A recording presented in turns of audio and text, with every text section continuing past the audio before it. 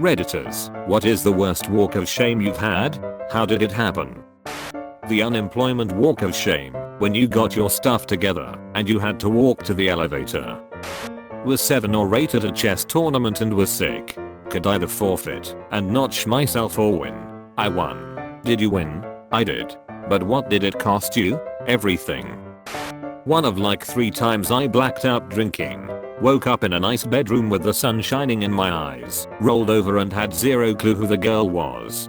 Quietly put on my clothes and tried to sneak down the stairs. Was obvious this was someone's parents' house. The hall was wall to wall family photos etc. I have no clue how to get out of the house. I take a turn and there is the whole family, mom, dad, 2 sisters, and grandma and grandpa eating waffles. I mumble something about being sorry for interrupting their breakfast and sheepishly walk out the back door. I go outside and look for my car. I have zero clue where it is parked. I walk around the block for 10 minutes searching for it. I have no cell phone cause this is like 1998, and since this is obviously suburbia, there are no payphones in sight. I muster up every last bit of pride that I have to knock on their door and ask to speak to their daughter. I can't even conjure up her name at this point. One of the sisters answers the door, laughing her ass off. Her sister is upstairs getting yelled at by pretty much everyone but grandpa, who is still eating his waffles. I ask the sister to use the phone. Of course it is in the kitchen. I call my roommate and tell him to come pick me up at the intersection down the road. Whole time the grandfather is giving me the stinky and the sisters are like in tears laughing. Roommate picks me up 45 minutes later because I'm about as far across town as in physically possible. Brings me back to the club where my car was parked. At least my dumbass didn't drive there. One time when I was around 13 I was at a Bible study at a relative's house and I was super gassy. I felt a big gut buster coming on and I decided the polite thing to do would be to excuse myself and go to the restroom and blow that foghorn. Well, I stood up and made it about 3 steps before I let out a quick pop and then proceeded to chainsaw fart my way across this quiet room with about 12 to 15 people reading the Bible. I stayed in the bathroom mortified until my aunt came and got me. After a wild night partying at my friend's dorm, I woke up at her place to the beanbag, carpet, and my clothing covered in vomit. I had to change clothes, gather everything in a trash bag, and carry it back to my dorm, which was a 15-minute walk away. Hungover. And did I mention that my friends stayed with me the entire time, laughing at me and pointing? Man, those were the days. Many years ago, I hooked up with a friend who lived downtown. I had parked my car on the street before going to the bar the night before.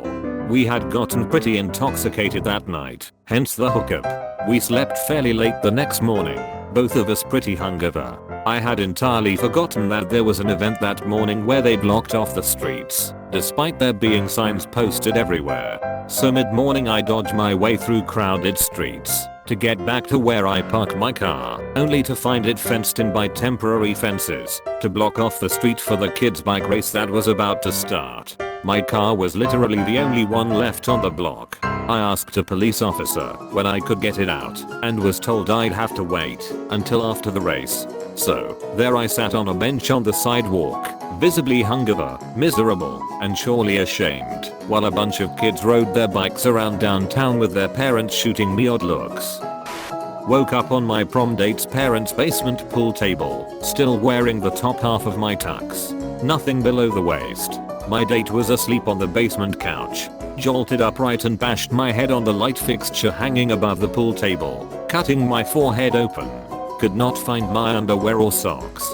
Walked home in snow and cold with a bleeding wound. Date's mom called my parents' house later that day, only to leave a message on the answering machine saying that she'd found my socks and underwear and that she'd send them to school with my date. Nothing beats waking up in the house of a twintisome guy who supposedly had his own place, but then him expecting you to join him at the breakfast table with his stern looking parents. Went on a first date with a girl from an online dating app. Things went well.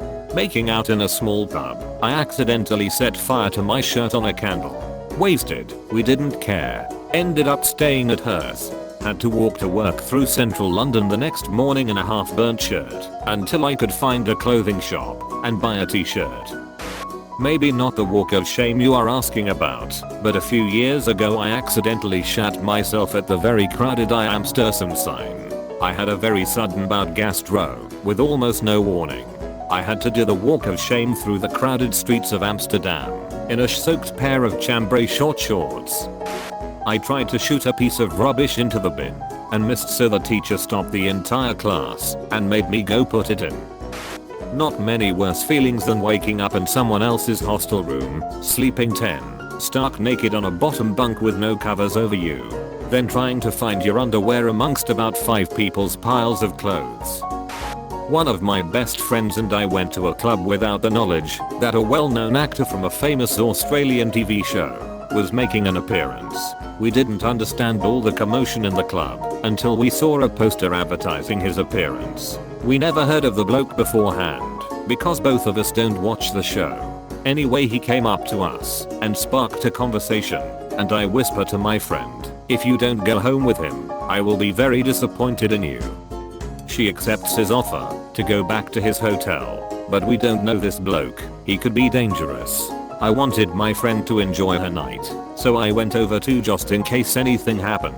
So while my friend is having the time of her life in the bedroom, I passed out on the lounge. I'll admit I wasn't the best bodyguard. Hungover if I wake up in the early hours of the morning and they're both still in the room.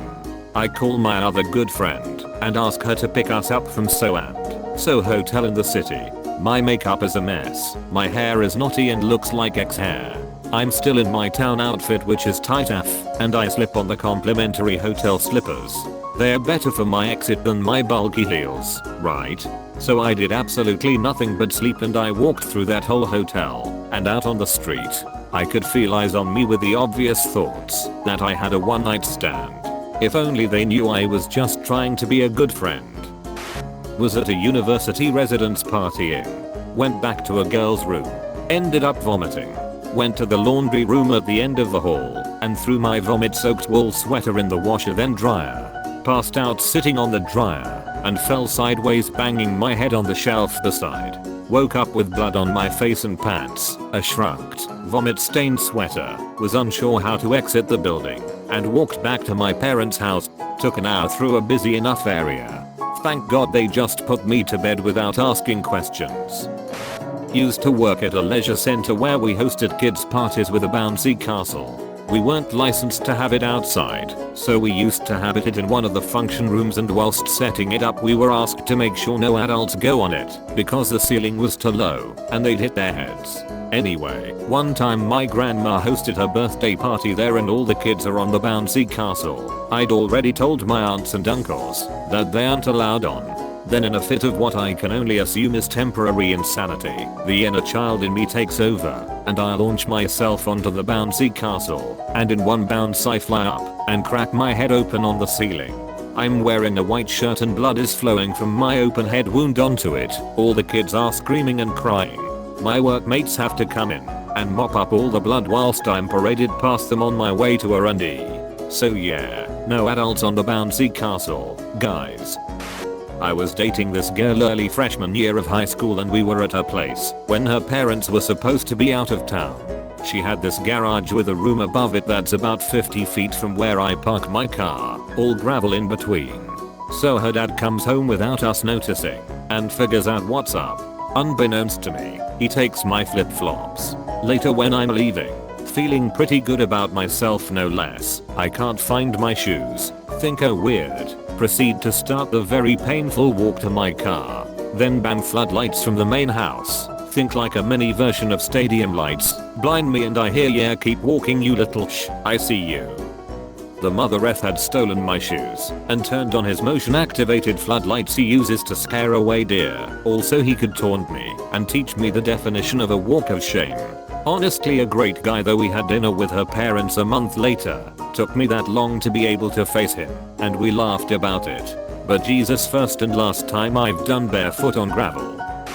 Got extremely intoxicated at my college basketball game and hit up my ex. Except I was dressed in a Ronishi. Woke up in his room. Think I'll catch the campus bus and just avoid eye contact with everyone. I go to look out the window and realize we were in the middle of a blizzard. So I had to walk in the freezing snow a half mile through campus. Horrible experience. In bed. Had to pee. Went to toilet.